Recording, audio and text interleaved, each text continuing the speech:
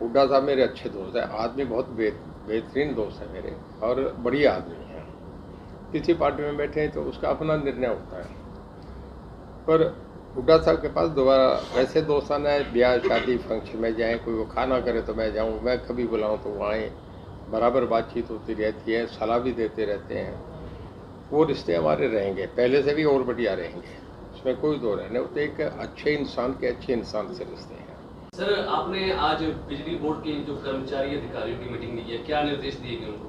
मैंने आज एससी और हमारे जितने एक्शन एसटीओ जेई तक के सब लोगों को बुलाए, एक जनरल उन्हें ब्रीफ करा कि भाई लोगों को शिकायतें नहीं आनी चाहिए, कहीं तारें ठीक करनी है वो करें, कहीं अगर कोई कंडक्टर लगना है तो वो करें, कहीं ट्रांसफार्मर चेंज करने हैं तो वो करें। मतलब बहुत सिंप्लीफाई करके रखें। एक थोड़ा ये भी कहा कि लोगों की शिकायतें हैं कि तुम फ़ोन नहीं उठाते, तो ज़रा इस चीज़ से ये कहा कि इनसे थोड़ा सा सख्ती से नीचे डिपार्टमेंट में कि आपके ऑर्डर्स कैरी आउट होने चाहिए, और जहाँ भी लोगों की आए तुरंत शिकायत। मैं अगला 1 महीने बाद फिर मीटिंग करूँगा, महीने के महीने रिव्यू करूँगा, ताकि थोड़ा सा डर बना रहे उनमें कि अगले महीने फिर हमें रिस्पॉन्सिबल हमें जवाब दे हैं, तो थोड़ा सा ठीक करें। इस करके आज मैंने 1 घंटा उस मीटिंग में लगाया और काफ़ी मैं समझता हूँ कि ठीक मैसेज दिया मैं इस मीटिंग लेने का फ़ायदा रहा। तो ये रिव्यू मीटिंग पूरे हरियाणा में चलेगी? कल मैंने स्टेट लेवल पे हुआ था, हमारा वो इशार होता है, मैं तो हमेशा करता हूँ हर महीने, डीएच का भी होता है, यूएच का भी, पर जहाँ मैं जाता हूँ जैसे महेंद्रगढ़ जींद मेरे पास हैं या आपका दोनों डिस्ट्रिक्ट हैं, तो वहाँ जब गर्मी चीज़ में जाता हूँ तो उन्हें भी वहाँ बुला लेता हूँ। थोड़े एफर्ट करने पड़ते हैं, पर इसका बहुत अच्छा मैसेज आ रहा है। एक काफी सालों के बाद जो हरियाणा के हक में एक फैसला है, सुप्रीम कोर्ट ने फैसला किया कि एसवीएल का पानी है जो पंजाब जल सिंचाई हरियाणा को देगा। मैं समझता हूँ कि हरियाणा के इतिहास में बहुत बड़ा फैसला हुआ ये, और मैं जुडिशरी के मन में, लोगों के मन में एक रिस्पेक्ट बनी है कि जुडिशरी अपने आप में बहुत बड़ी चीज़ है। मैं हमारे सीएम साहब को भी बधाई देता हूँ, हमारे ऑफिस को, जिस टीम ने बराबर लग के सुप्रीम कोर्ट में बहुत सालों से पेंडिंग केस था, सालों से। ये आप ये समझिए कि 1966 का फैसला था, जब पंजाब हरियाणा अलग बना, शाह कमीशन के वजह से तब से हमें पानी मिला था। और अब आप ये समझिए कि 34 और 23 57 सालों के बाद आज हमारा फैसला कामयाब हुआ। सुप्रीम कोर्ट को हरियाणा हम बधाई देते हैं कि जुडिशरी के प्रति बहुत श्रद्धा बनती है कि उन्होंने इतना ऐतिहासिक फैसला करा। सुप्रीम कोर्ट बहुत बड़ी चीज़ है हमारी कॉन्स्टिट्यूशन में, जो जिनके 3 अलग अलग एग्जीक्यूटिव, जुडिशरी और लेजिस्लेटिव, उसका एक अंग है। आपको याद होगा कि एक बार इलाहाबाद हाई कोर्ट की एक जजमेंट आ गई थी जिसमें इंदिरा गांधी जी का इलेक्शन सेटिस्फाइड हो गया था, और उस पर एक ही रास्ता था, उन्हें या तो वो इस्तीफा दें या फिर देश में इमरजेंसी लगाए। और तो हालांकि भारत सरकार थी, बहुत बड़ी गवर्नमेंट थी, उन्हें बहुत बड़ा मैंडेट मिला हुआ था, उसके बाद भी उन्हें इमरजेंसी लगानी पड़ी। और उसका फॉल आउट क्या हुआ कि जब इलेक्शन हुए तो लोगों ने रीबट करा, पूरे देश में स्वीप हो गया, जेपी मूवमेंट चला था।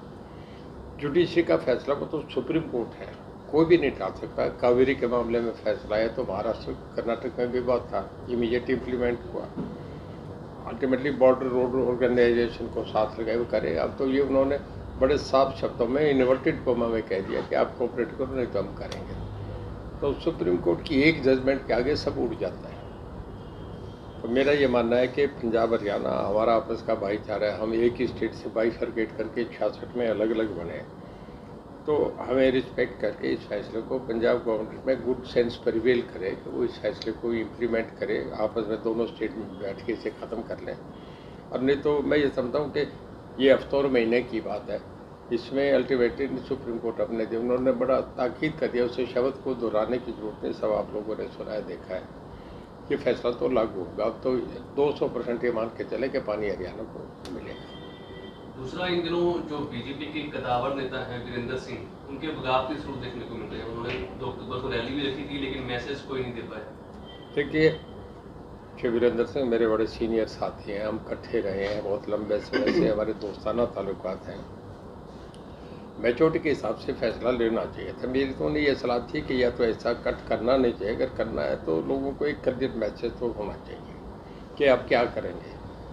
लोग जो आके गए हैं वही हमारे कॉमन फ्रेंड्स हैं, गए हैं, उनका यही कहना था कि जो वीरेंद्र सिंह या तो मीटिंग नहीं बुलाते तो एक निर्णय लेके कहना चाहिए था, जो भी वो फैसला करते हैं। अब चुनाव का साल है, 1 साल सामने रह गया, लोकसभा का, विधानसभा का, तो असमंजस की पॉलिटिकली एक गांठ बना के किसी भी राजनीतिक आदमी को उसको एक अच्छा मैसेज नहीं जाता है, ताकि वो है उनका अपना फैसला, उस पर मेरा कोई कमेंट करने बनता नहीं। तो साहब आप क्या सर इसी से जुड़ा सवाल है, आपको क्या लग रहा है कि बीजेपी छोड़ेंगे या इस तरह का उनका झुकाव कांग्रेस की तरफ हो रहा है, और खुदे बार ने इनवाइट भी किया कांग्रेस में ज्वाइन कर लो? देखिए, हरियाणा में आज जो स्थिति है उसमें 2 ही पार्टी है, बीजेपी और कांग्रेस। कांग्रेस वो छोड़ के आए थे, और कांग्रेस में भी जिन कारणों से छोड़ के वो कारण आज भी मौजूद है, तो उधर भी कोई जाने में कोई तुक की बात नहीं। फिर भी आदमी अपना फैसला, कोई आदमी दिन में 4 बार भी अपनी पार्टी बदल सकता है, उसका फंडामेंटल राइट है, उनका अपना अधिकार है, किसी का मेरा सुझाव नहीं बनता। मुझे नहीं लग रहा कि ज़्यादा उन पर कोई ऑप्शन है, तो उन्हें तो बढ़िया यही है कि बीजेपी में है तो रहना चाहिए।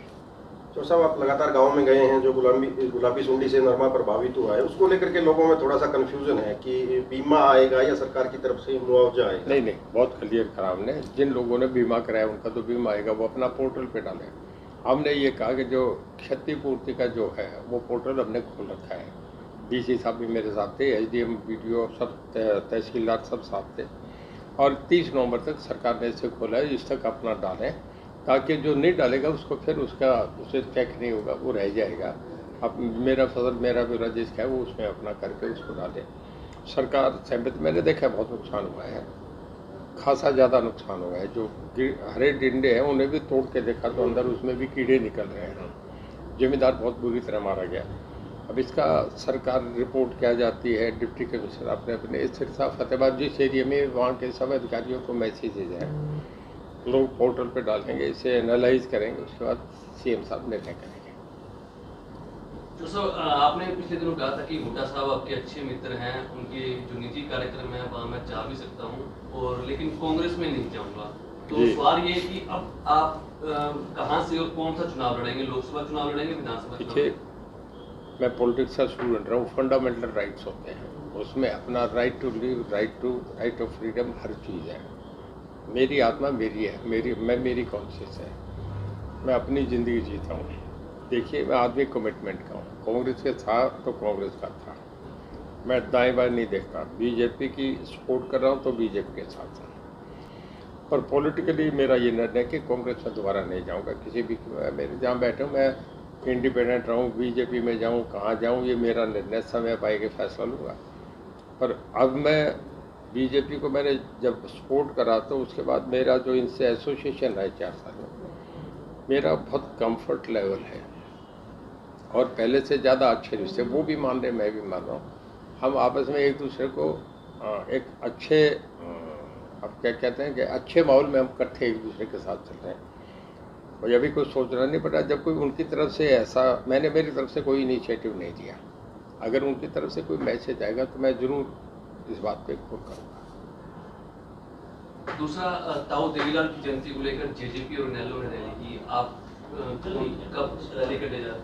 मैं जैसे हर साल करा करता हूँ, मैंने उनके जयंती पे लोगों को मैं अपने घर बुलाता हूँ, श्रद्धासुमन पेश करते हैं, आने वाले को सबको खाना खिलाता हूँ, वो मैं हर साल कर रहा हूँ, अब के भी करा।